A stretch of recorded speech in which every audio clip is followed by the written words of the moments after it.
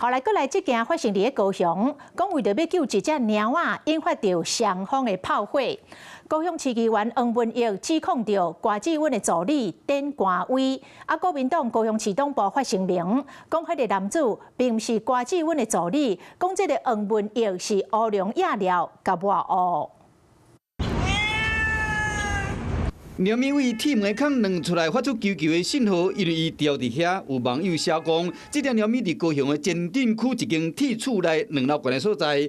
高雄市议员黄文义知影了后，马上通报动保处，这是当这个动保处的人员会同警方甲里长到现场的时。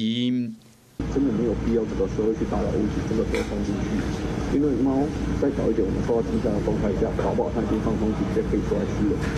有一个查甫人讲，会去惊到猫，主动动保处的人，伊阵呢叫一个开锁来，由员警陪伊入去。里长一直瞧，这个查甫人才有动保处的人员入去，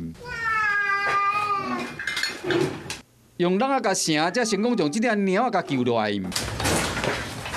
过程中捌阻止的查甫人穿瓜子阮入尾的假，议员黄文义指控讲，这个瓜子阮男性的助理。 根本是你顶官威主动公部门执行公务。